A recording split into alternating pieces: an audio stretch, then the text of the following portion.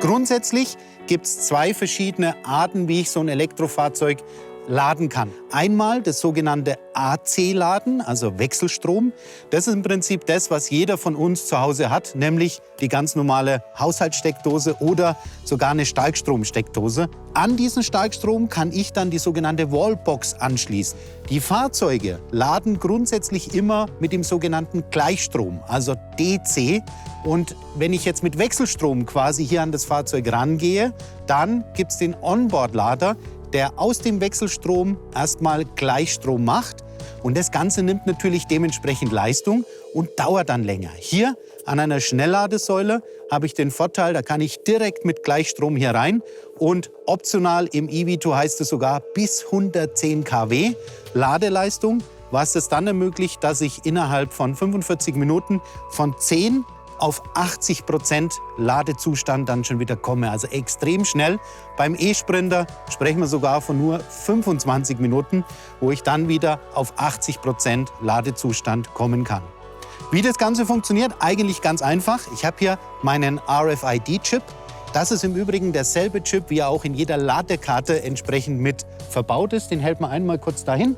Dann habe ich die verschiedenen Stecker zur Auswahl und wir brauchen beim e-Vito den sogenannten CCS, und zwar den Typ 2 Stecker. Den wählen wir hier einmal aus. Dann leuchtet er hier dementsprechend auch schon auf. Und man sieht hier an der Ladesäule auch nochmal farblich markiert, welchen ich nehmen soll. Den schnappen wir uns jetzt, den Stecker angesteckt, kurz warten, dann hört man ein Verriegelungsgeräusch.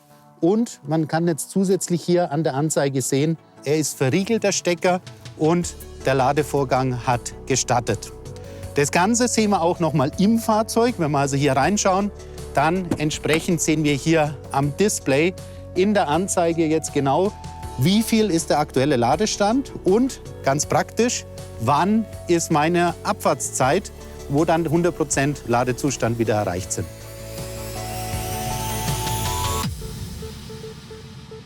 Die häufigste Art zu laden, die ihr im öffentlichen Raum findet, sind hier diese AC-Ladesäulen, sprich Wechselstrom. Der große Unterschied zur Schnellladestation, den sieht man hier, glaube ich, auf den ersten Blick. Es ist kein Kabel vorhanden. Das heißt, für die Ladestationen brauche ich mein eigenes Kabel und dann habe ich hier in dem Fall jeweils 2 Buchsen, wo ich das eben entsprechend einstecken muss. So, hier ist jetzt mein Ladekabel, in dem Fall für den e-Vito. Hier handelt es sich um ein sogenanntes Typ 2 Ladekabel. Und man sieht schon hier, der Unterschied zu dem CCS-Ladestecker ist, das sieht im oberen Bereich im Prinzip gleich aus. Hier unten fehlen dann die 2 Phasen, wie ich sie in dem CCS-Ladestecker habe. Die andere Seite, die muss in die Wallbox, hier in die Buchse, das machen wir jetzt gleich mal. Der Typ 2 Stecker jetzt hier in den Ladeanschluss von meinem e-Vito. Jetzt als nächstes muss ich im Prinzip nur noch die Ladesäule aktivieren. In dem Fall gibt es 2 Möglichkeiten. Ich kann das machen über eine eigene Handy-App oder über eine Ladekarte. Und darüber funktioniert dann auch die Abrechnung. Viele von euch fragen sich, für was brauche ich denn jetzt eigentlich noch hier so eine Mercedes-Benz Wallbox? Ganz einfach. Damit kann ich den E-Sprinter mit 7,4 Kilowatt und den e-Vito mit bis zu 11 Kilowatt Wechselstrom laden. Anschluss ist genau der gleiche. Ich habe hier an der Seite entsprechend meine Buchse und kann dann da mit dem Typ 2 Kabel dann direkt einstecken und damit zu Hause sicher und bequem mein Fahrzeug laden.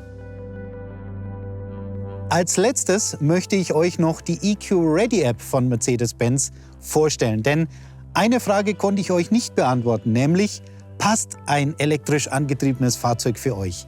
Dafür gibt es jetzt diese App, mit der ihr im Prinzip direkt euer Verbrennungsmotorfahrzeug mit einem eventuellen elektrisch angetriebenen Fahrzeug vergleichen könnt. Das heißt, diese App berechnet euch die Kosten einer gefahrenen Strecke. Ich kann mir meinen Verbrauch vorausberechnen lassen. Das heißt, wenn ich eine Route eingebe, kann ich also direkt sagen, wie viel Verbrauch entsprechend wird bei dieser Fahrt dann auch entstehen.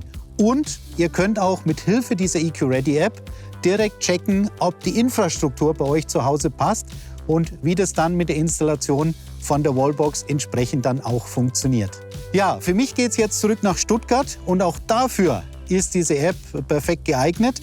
Ich gebe hier ein als Ziel Stuttgart und sobald ich hier die Routenführung starte, zeigt es mir direkt entlang der Route die verschiedenen Lademöglichkeiten an. Ich kann mir, und das ist auch ganz spannend, auch schon den Verbrauch anzeigen lassen. Also wie viel verbrauche ich auf dieser Strecke und das Ganze sogar noch bei der entsprechenden Temperatur. Denn auch da ist es natürlich in den Verbräuchen etwas unterschiedlich bei den Elektrofahrzeugen. In diesem Sinne, bis zum nächsten Mal und tschüss.